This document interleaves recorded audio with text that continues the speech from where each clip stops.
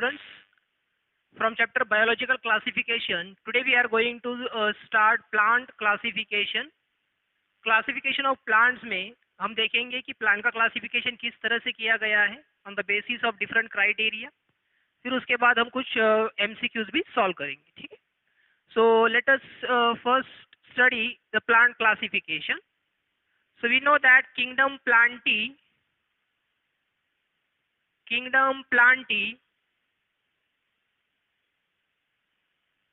it has the different members which are multicellular and autotrophic with cell wall made of cellulose. इसमें ऐसे members होते हैं Plantae kingdom में जो कि मल्टी सेल्यूलर है, ऑटोट्रॉफिक है. बेसिकली ये फोटो ऑटोट्रॉप्स है. फोटो ऑटोट्रॉप्स मीन्स लाइट की हेल्प से क्या करते हैं, फूड का सिंथेसिस करते हैं. And they have chlorophyll as well as this plants they have cell wall made of cellulose. इनकी सेल वॉल अगर देखेंगे हम, सेल के बाहर, सेल मेम्ब्रेन के बाहर जो सेल वॉल है वो सेल्यूलोज से बना होता है, जो कि एक पॉलीसैकेराइड है, कॉम्प्लेक्स पॉलीसैकेराइड है. So kingdom Plantae has basically the two divisions. Kingdom Plantae में दो divisions है. एक होता है क्रिप्टोगैमी, दूसरा होता है फेनोरोगैमी. क्रिप्टोगैम या फेनोरोगैम भी उसे कहा जाता है. फेनोरोगैम. अब ये जो क्लासिफिकेशन है किसकी बेसिस पे है? So this classification is on the basis of different parts of the plant. Plant के पार्ट्स के बेसिस पे ये क्लासिफिकेशन है. जैसे कि क्रिप्टोगैमी में वो प्लांट्स आते हैं जिनमें डेवलप्ड प्लांट पार्ट्स नहीं होते हैं. फेनोरोगैमी वो प्लांट्स आते हैं जिसमें डेवलप्ड प्लांट पार्ट्स होते हैं. ये सीडलेस प्लांट्स होते हैं, ये सीड बियरिंग प्लांट्स होते हैं. इनमें सीड्स होते हैं, इनमें सीड्स नहीं होते हैं. ठीक है. इनमें फ्लावर्स, फ्रूट्स डेवलप नहीं होते हैं, रूट्स डेवलप नहीं होते हैं, लीव्स का स्ट्रक्चर प्रॉपरली डेवलप नहीं होता है. इनमें सारे पार्ट्स डेवलप हो जाते हैं. ठीक है. So on the basis of different plant parts you can say these are seedless plants, these are seed bearing plants. ये सीडलेस प्लांट्स हैं. So this cryptogam is again divided into 3 divisions. ये division और classes में divide होता है. Thallophyta, bryophyta और third class होता है वो होता है टेरिडोफाइटा. ठीक है. जिसमें कि ये थैलोफाइटा ये एल्गी होती है. सारे जो एल्गी होते हैं उनको हम प्लांटी किंगडम में उसको हम स्टडी करते हैं. थैलोफाइटा ये एक्वेटिक, मरीन वाटर या फ्रेश वाटर एल्गी हो सकता है. थैलोफाइटा में सारे एल्गी इंक्लूडेड होते हैं जिसमें कि chlorophyll pigments A be present होते हैं. इसके कुछ एग्जांपल्स देखेंगे जैसे कि कारा है, उल्वा है, ओलवॉक्स है. ये सारे थैलोफाइटा में आते हैं. ठीक. फिर उसके बाद है bryophyta.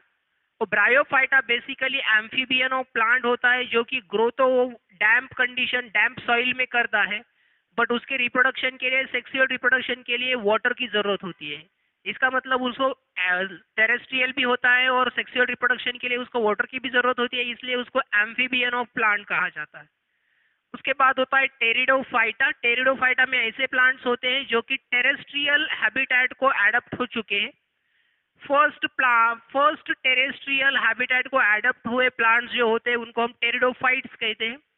And these are first vascular plants. इनमें वास्कुलर बंडल जैसे जाइलेम और फ्लोएम प्रेजेंट होती है. इन दोनों में नहीं होती है, इसमें प्रेजेंट होती है टेरिडोफाइटा में. Then phanerogam is another division. Phanerogam has again 2 parts. इसमें 2 पार्ट्स होते हैं फेनोरोगैम में.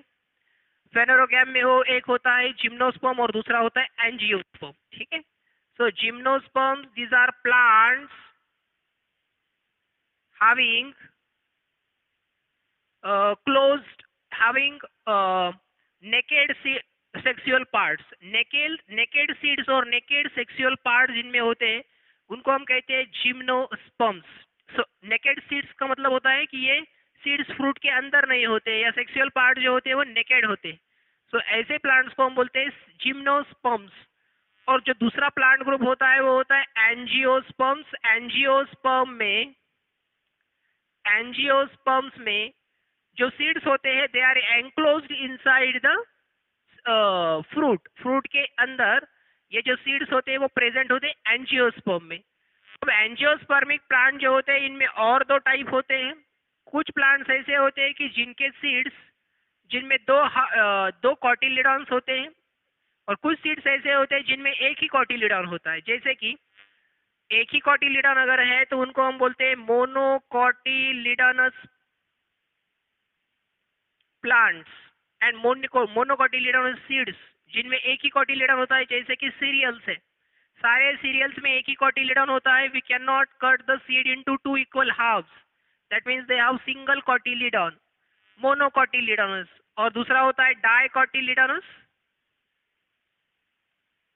प्लांट्स और सीड्स। सो डाइकॉटिलिडॉनी में जो होते हैं प्लांट्स, ऐसे प्लांट्स में जो सीड्स है वो दो इक्वल पार्ट्स में डिवाइड हो सकते हैं, उनको हम डाइकॉटिलिडॉनस सीड्स कहते हैं। ठीक है, तो इस तरह का इसमें क्या होता है, डिवीजन होता है या क्लासिफिकेशन होता है। प्लांटी में क्रिप्टोगैमी, फेनेरोगैमी। क्रिप्टोगैमी में थैलोफाइटा, ब्रायोफाइटा, टेरिडोफाइटा। जिम्नोस्पर्म्स, फेनेरोगैमी में जिम्नोस्पर्म्स, एंजियोस्पर्म्स। और एंजियोस्पर्म्स में मोनोकॉटिलिडॉनस प्लांट्स एंड डाइकॉटिलिडॉनस, या मोनोकॉटिलिडनी एंड डाइकॉटिलिडनी। अब थैलोफाइटा जो होता है बेसिकली एक्वेटिक प्लांट्स होते हैं या एल्गी लाइक ऑर्गेनिजम्स होते हैं जिनमें कोई प्लांट पार्ट्स नहीं होते या डेवलप्ड प्लांट पार्ट्स नहीं होते। You can not identify the plant parts. Bryophyta ऐसे प्लांट्स होते हैं जिनमें आप राइजोइड्स देख सकते हैं इंस्टेड ऑफ रूट्स, राइजोइड्स। और प्लांट में लीफ लाइक और स्टेम लाइक पार्ट्स हो सकते हैं। Stem like and leaf like part होते हैं, एक्चुअली लीफ और स्टेम नहीं होता है।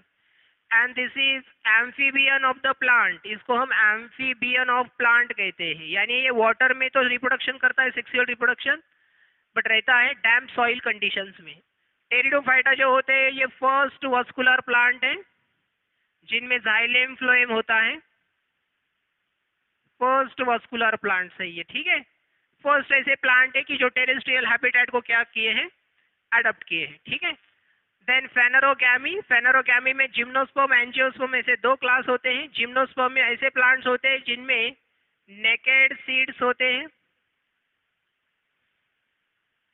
और एंजियोस्पर्म में एनक्लोज्ड सीड्स होते हैं। एनक्लोज्ड सीड्स भी दो तरह के हो सकते हैं, मोनोकॉटिलिडॉनस सीड एंड डाइकॉटिलिडॉनस सीड्स। तो मोनोकॉटिलिडॉनस सीड्स का मतलब ये होता है कि जिनमें एक ही कॉटिलिडॉन होता है, the seed can not be divided into two equal parts और two equal halves. Whereas in dicotyledonous plants, the seed can be divided into two equal parts. Exactly दो equal part उसमें हो सकते हैं।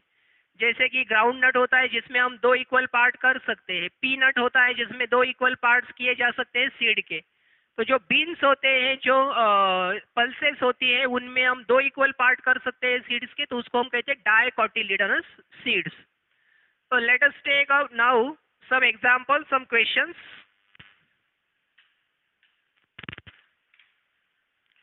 कुछ एग्जांपल्स, कुछ क्वेश्चंस आज हम स्टडी करते हैं। Question number first, the major pigment in green algae are. Question number first is the major pigment in green algae are. Green algae are dash and stored food is dash and stored food is dash। तो देखो इसमें options हमें दिए गए हैं कि जो major pigment होता है ग्रीन एल्गी में वो कौन सा होता है, और उसका जो स्टोर्ड फूड मटेरियल है उसको हम क्या, उसका क्या स्पेसिफिक फॉर्म होता है, क्या नाम है उसका। ठीक है, so options are chlorophyll A, chlorophyll D, chlorophyll A, chlorophyll D.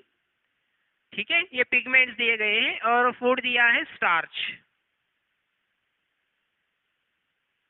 ठीक है, option B given is chlorophyll A C, chlorophyll A, chlorophyll C, and starch. C दिया है chlorophyll A, chlorophyll B and starch. And option D is chlorophyll A, C and mannitol. Chlorophyll A, chlorophyll C and mannitol. ठीक है, अब ये जो सारे आप chlorophyll के फॉर्म्स देख रहे हैं, ठीक है, ए बी सी डी इतने फॉर्म होते हैं क्लोरोफिल के। स्टार्च और मैनिटोल, फ्लोरिडिन स्टार्च, ये अलग अलग स्टोर्ड फूड मटेरियल हो सकते हैं प्लांट्स में। बेसिकली ये एल्गी में होता है। तो जो ग्रीन एल्गी होता है, जो थैलोफाइटा होता है, उसमें बेसिकली कौन सा क्लोरोफिल होता है? तो क्लोरोफिल होता है chlorophyll A and chlorophyll B. And stored food material is starch.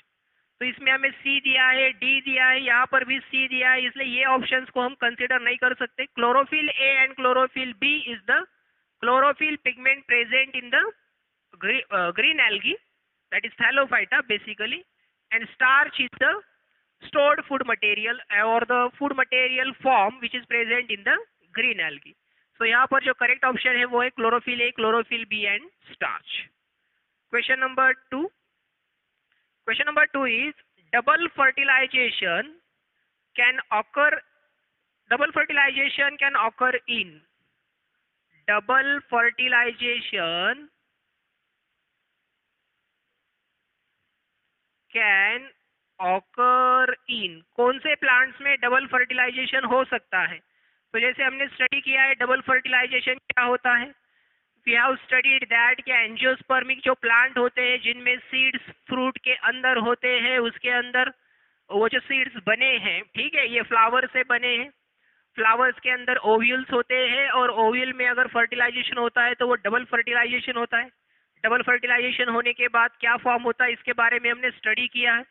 But ये कौन से प्लांट में होता है? बेसिकली ये एंजियोस्पर्मिक प्लांट में होता है। सो double fertilisation can occur in. Options given are bryophyta, gymnosperm, bryophyta, gymnosperms, angiosperms, and option D is pteridophyta. Pteridophyta. तो इसमें कौन से प्लांट्स है जिनमें डबल फर्टिलाइजेशन होता है? तो प्लांट्स है angiosperms. Option C is the correct option. Angiosperm is the answer. Angiosperm most developed class है प्लांट्स का, जिसमें क्या हो सकता है? इसमें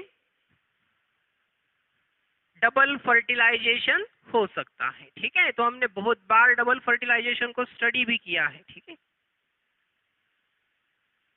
नेक्स्ट क्वेश्चन देखते हैं, question number 3।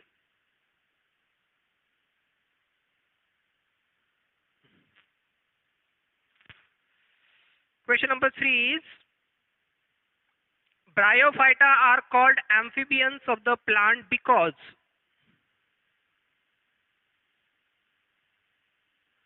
Bryophyta are called amphibians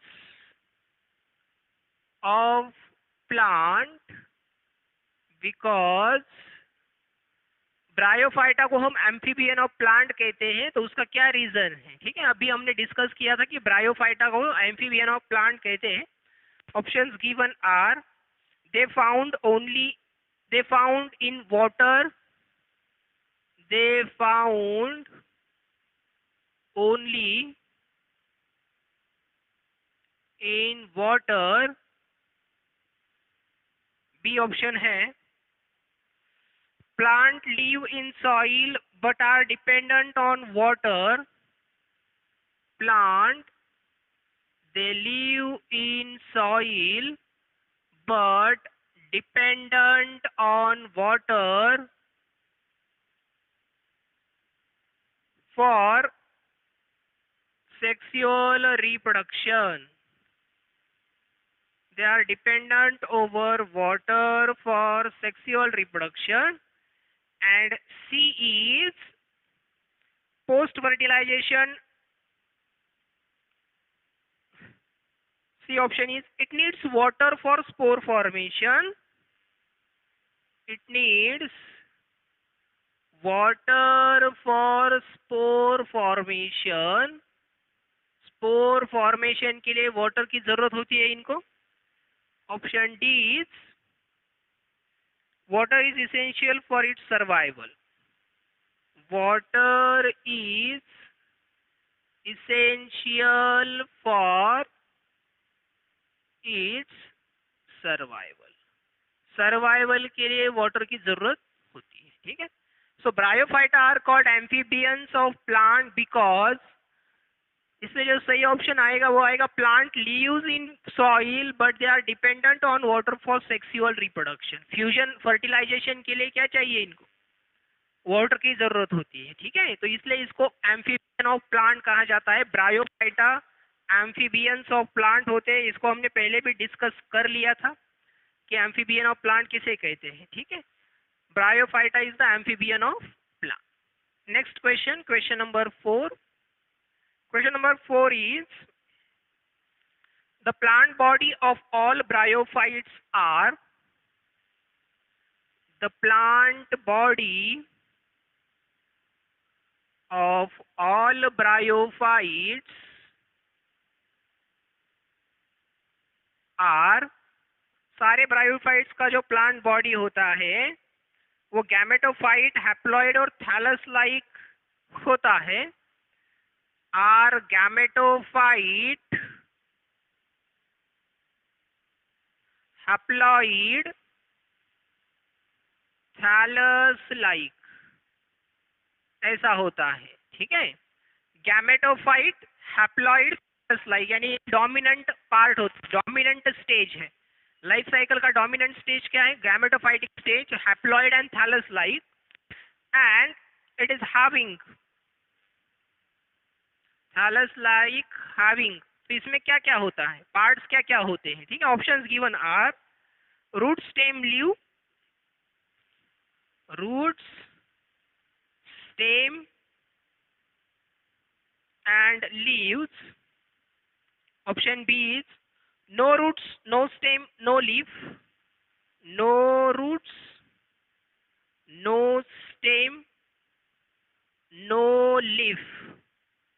इनमें से कुछ भी नहीं होता है. C option is xylem, phloem and last is wood. Xylem, phloem and is wood. ठीक है. So the plant body of all bryophytes are gametophyte, haploid, thallus-like, having root, stem, leaves. तो हमने देखा है कि ब्रायोफाइटा में कोई रूट्स नहीं होंगे क्योंकि ये आता है किसमें? क्रिप्टोगैम्स में. क्रिप्टोगैम्स जिसमें कोई प्लांट पार्ट्स नहीं होते हैं. So they do not have roots, stem and leave. So option B is correct. No roots, no stem and no leaf. Question number 5.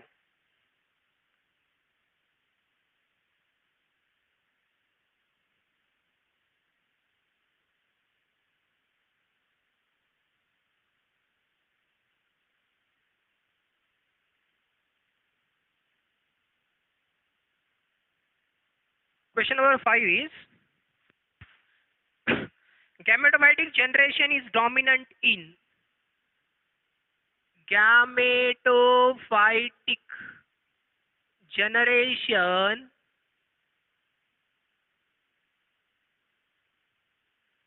is dominant in. Gametophytic generation किस पे dominant होता है? ठीक है. तो अभी हमने देखा कि गैमेटोफाइट डोमिनेंट होता है ब्रायोफाइटा में. ठीक है. थैलोफाइटा में तो स्पोरोफाइटिक जनरेशन होता है. तो हमें ऑप्शन दिए गए हैं gymnosperm, pteridophyta, angiosperm, bryophyta. Gymnosperms, bryophyta, then C is pteridophytes and angiosperms. Pteridophytes and D angiosperms. So options में जो भी दिए गए हमें टेरिडोफाइट्स के आगे जो भी प्लांट्स आते हैं क्लासिफिकेशन में उनमें स्पोरोफाइटिक जो जनरेशन होता है वो डोमिनेंट होता है। तो यहाँ पर हमें गैमेटोफाइटिक जनरेशन डोमिनेंट किसमें होता है पूछा है, तो ये आएगा ब्रायोफाइटा। ठीक है, ब्रायोफाइटा में गैमेटोफाइटिक जनरेशन डोमिनेंट होता है। Question number 6 is Funaria requires water because Funaria it requires water because क्योंकि अभी ये ब्रायोफाइटा है तो इसको सेक्सुअल रिप्रोडक्शन के लिए वाटर की जरूरत होती है। So it requires water because options given are fertilization occur in water only. Fertilization can occur in water only. Option B is Funaria is a hydrophyte. Funaria is a hydrophyte, यानी ये water में grow करता है क्या? तो ये तो क्या है, एम्फीबियन है, ये वाटर में ग्रो नहीं करता, ये सॉइल में ग्रो करता है। Plants dry up and die without water. Plants dry up and die without water.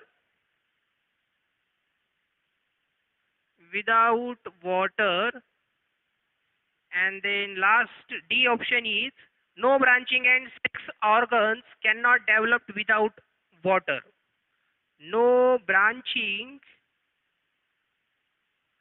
and sex organs cannot develop without water. ठीक है, sex organs can not develop without water, ऐसे हमें ऑप्शन दिए गए Funaria के लिए। So Funaria requires water, it is a bryophyta and it requires water for fertilisation. Gamete fertilisation के लिए फिनारिया को वाटर की जरूरत होती है। ये हाइड्रोफाइट नहीं होता है या प्लांट ड्राई अप नहीं होता है क्योंकि वो ड्राई कंडीशन में, डैम्प कंडीशन में रहता है। No branching and sex organs can develop, sex organs इसमें डेवलप होते ही नहीं है, तो डेवलपमेंट के लिए वाटर की कोई जरूरत नहीं होती है। ठीक, इसलिए यहाँ पर जो करेक्ट ऑप्शन आएगा फिनारिया के लिए वो है fertilization can occur only in water, without water fertilization can not occur in bryophytes.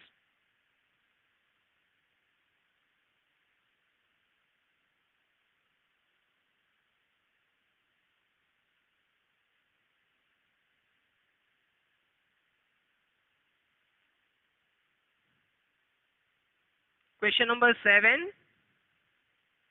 Question number 7 is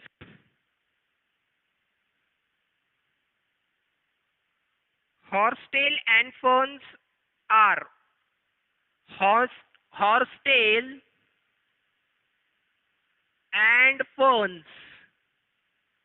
तो जितने भी फर्न्स प्लांट होते हैं वो सारे टेरिडोफाइटा में आते हैं।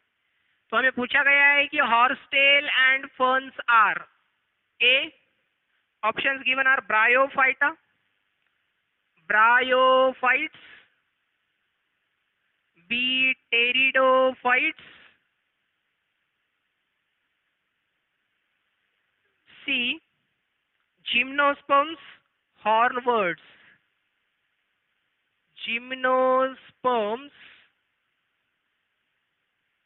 हॉर्नवर्ड्स। ठीक है, तो जो हॉर्सटेल और फर्न्स जो होते हैं वो टेरिडोफाइट्स होते हैं। ठीक है, जितने भी फर्न प्लांट है वो सारे टेरिडोफाइट्स होते हैं। ठीक है, the next is choose the incorrect statement. इसमें से इनकरेक्ट स्टेटमेंट हमें चूज करना है। Choose the incorrect statement.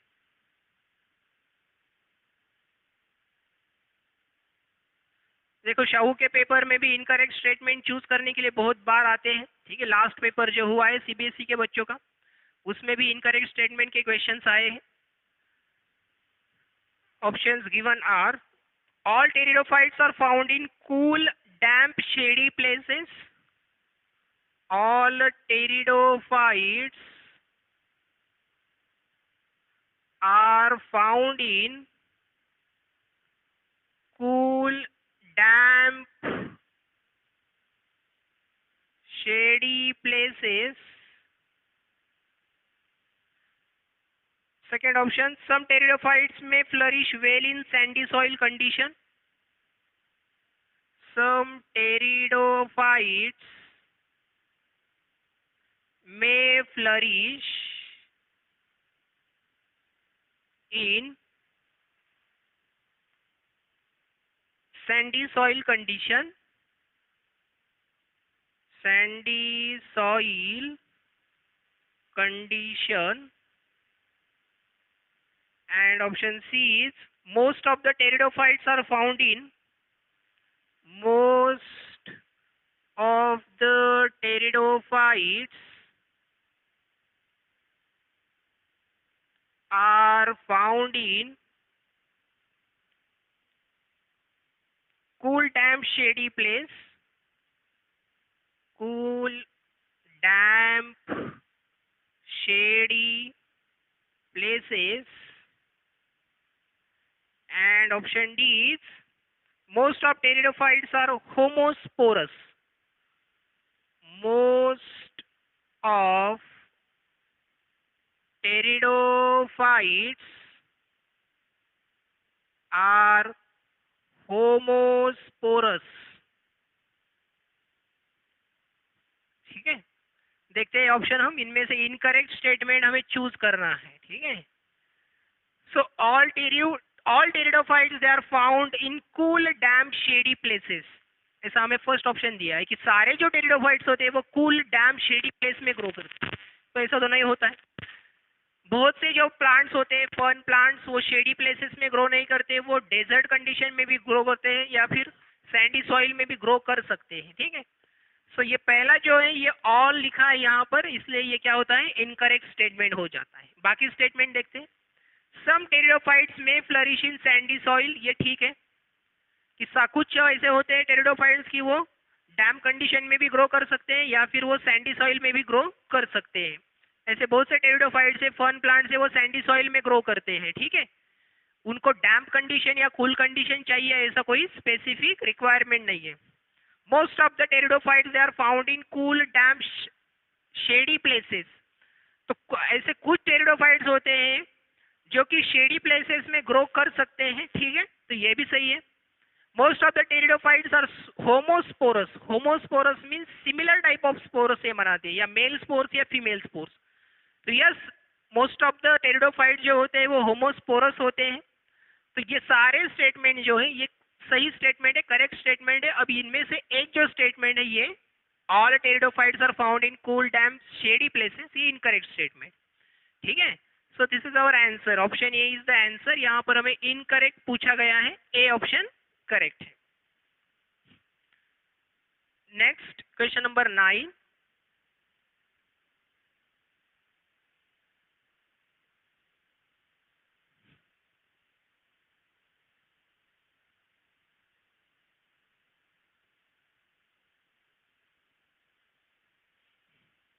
Question number 9 is, in gymnosperm the ovule, in gymnosperm ovule first is not enclosed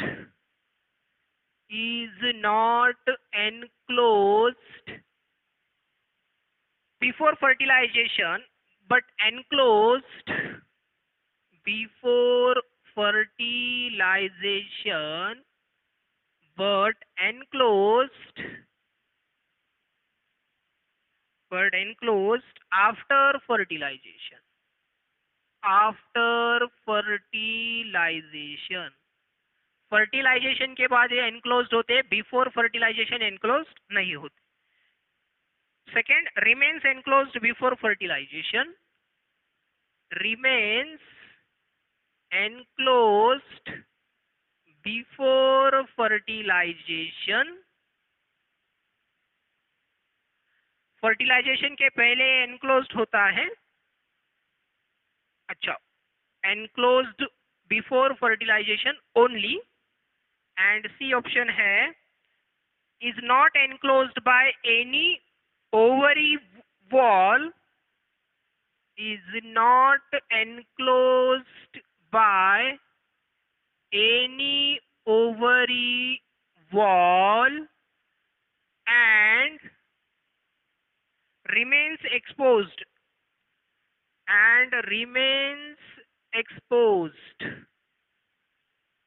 before and after fertilization. यानी before fertilization and after fertilization ये open होता है, ऐसा इस statement का मीनिंग है. And D option is it never formed. Ovule बनता ही नहीं है. It never formed. अब प्लांट कौन सा हमें दिया गया है वो देखिए. पहले जिम्नोस्पर्म दिया है, ठीक है.